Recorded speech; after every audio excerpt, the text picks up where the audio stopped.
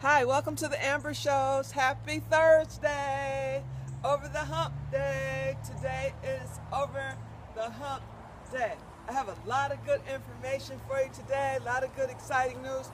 First off, I want to start off with, today is the 6-year anniversary of the King, Michael Jackson, the anniversary of his passing. And it's a bittersweet day because I'm just glad, and I know you're glad, that we lived in the same time when he was alive and we were able to experience his talent, his love, and his greatness. So rest in peace to Michael Jackson. What was your favorite song by Michael Jackson? I love them all. You know, they were all hits. He was the king. But I wrote down some of my favorite songs, which I thought would bring back memories to everybody. The Earth song, of course, was a beautiful song. You know, he had so many songs that came from the soul, came from his heart, and it showed the type of person that he actually was. I want to start from when I was in grade school, Got to Be There. That was the jam. I Want to Be Where You Are, with a Child's Heart, one of my very favorite songs of all time. Can't Stop Till You Get Enough, of course. Rock With You, I Wanna Rock With You. That was the jam. Can't Stop Till You Get Enough. The Way You Make Me Feel. Remember the Time, that was really my jam. That reminded me of my sister Drea. She used to play that song all the time. You're Not Alone, I love that record. And also his last record with Justin Timberlake, which I could just play all the time, that was recorded posthumously, and that is Love Never Felt So Good. Love that record. I could play that all day long. All right, let's talk about Diddygate. Oh my goodness.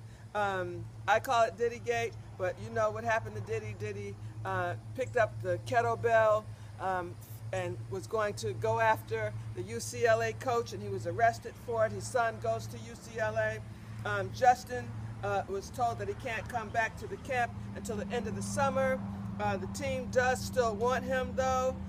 50 Cent did a really funny video pretending as though he were getting P. Diddy out of jail, and he talked about he's been going crazy from the Ciroc, you know, and that's why he beat up Drake, and now he's had the UCLA scandal. Now, you know, the kettlebell is really a CrossFit instrument that they use, and so former NFL linebacker DJ Williams, he also did a funny video. If you want to check it out on YouTube, and you can check out 50 Cent's video. I think 50 Cent's video might have been pulled. I heard that he had pulled it. The CrossFit community is actually now calling it the Diddy workout, with the little kettlebells. So funny. They show one of the guys who has a CrossFit franchise. He had the 2 kettlebells in his hand, and he was doing this, and he was like, you know how Diddy dances. He did that, and he was like, yeah, take that. You know, he was like this, take that. So it's really funny. So the kettlebell has now become really popular, and so when the CrossFit enthusiasts and athletes, I can see you now. That's the first thing you're picking up is the kettlebell. Also, I wanted to go back real quick about with Michael Jackson. I was thinking about, because I told you yesterday about the movie, about the TV program that comes on the Comedy Network on cable called Another Period, and it's about a family that's really rich, a royal family, and they make fun of the aspects of how spoiled and how pampered rich people are. Well, the mother, she actually goes in her bedroom. She calls it her me time, and she has her one of her servants shoot her with morphine so that she can rest. And she says she gives him he gives her an IV drip, and she said she wanted to be between hallucination and death. She said that's the perfect balance. And I thought of Michael Jackson about that. You know, when he had that doctor sitting at his side who he's paying $100,000 a month, he was his only patient. He gave up his own practice to be Michael Jackson's private doctor, and to do that same thing, give him IV drips and take him between hallucination and death. And he actually ended up dying because this guy did not do it properly, left Michael Jackson at his side or whatever. You know, I have a conspiracy about that as well. But this program, when I saw that yesterday, it reminded me of like many rich people are probably doing that. Actually, on that show also, they had company, and they asked would they like some cocaine wine, and they were like, cocaine wine. One of the guests said, oh no, I don't drink wine.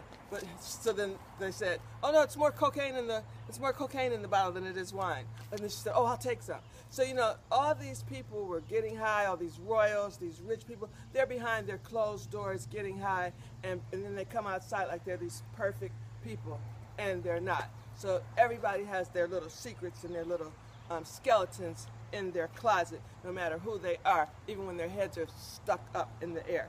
Okay, you know, Rick Ross was arrested for assault and battery and kidnapping. His bail was denied. The charges of kidnapping came from after he beat up his worker, and he wouldn't let the worker go. Knocked out some of the worker's teeth. Him and the bodyguard, they did a job on that guy.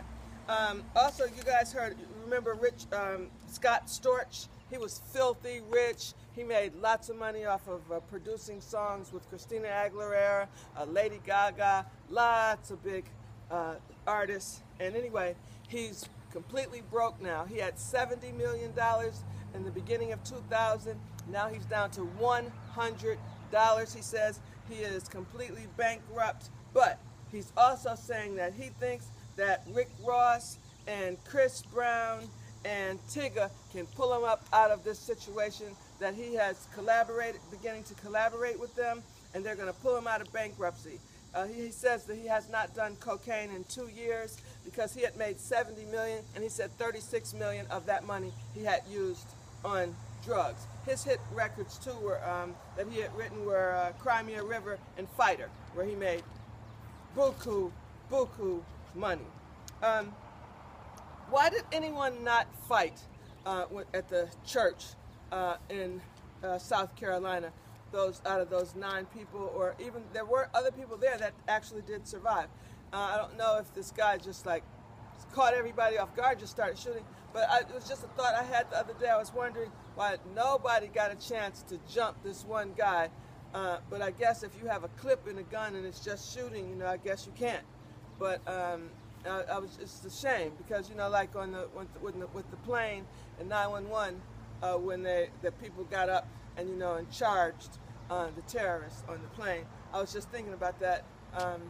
Nobody was able to really get him or even try and fight with him.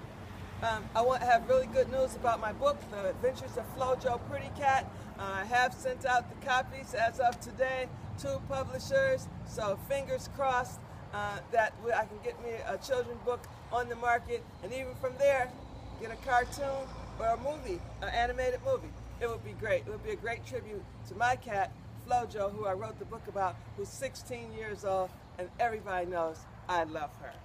Okay, the have and the have-nots are coming back in July on OWN Network, Tyler Perry's series, which is really good. So if you get a chance, watch it. If you've never watched it, check it out. It's really, really suspenseful, and you're sitting on the edge of your seat all the time when you're watching it. Okay, I did promise you 15 celebrities who I heard were supposed to be terrible in bed. Okay, so allegedly.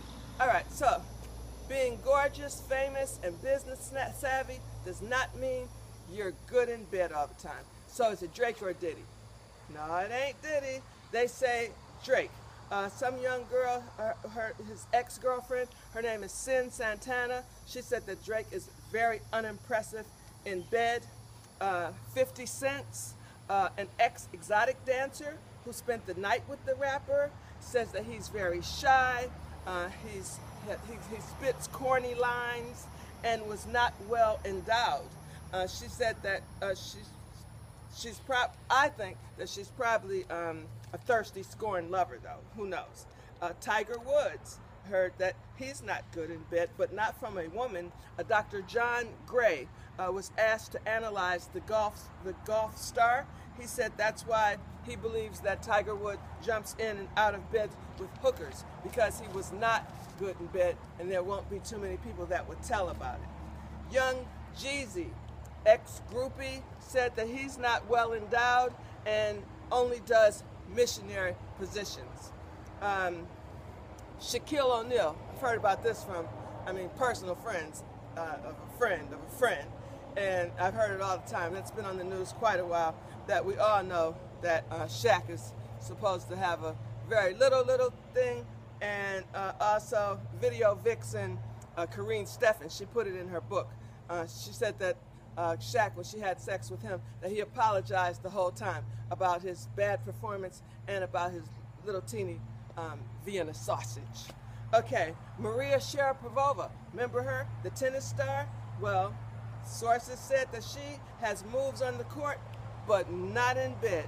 They said she's boring. Adam Levine is who used to date her, and he actually twittered and put it on Twitter one time that she was boring in bed, and he allegedly called her a dead frog in the bed, and that she makes no noise. I don't know what a dead frog is, but I guess it's just a frog that's dead. Okay, Jessica Jones. Jesse Owens. Remember Jesse Owens? He was married to Sandra Bullock, who I love. She's like the sweetheart of the movie stars. Well, and he had cheated on her, and she found out, and then she quit him, which was really good. At least she stood up for her beliefs, and she got rid of him. But anyway, a woman claimed that she slept with the star and that he's terrible in bed. Okay, let's see who else I had here. I also had, did we go through everybody? No. Oh, Hugh Hefner. That's no surprise. The man's 89 years old. But Kendra said that she had to be drunk and or high to have sex with the 89-year-old Hef, but she must have been taking those thigh openers. Remember I told you yesterday that Holly Madison, who wrote the book just recently about Hugh Hefner and how terrible it was at the mansion, she said that he had offered her a pill that he called the thigh opener.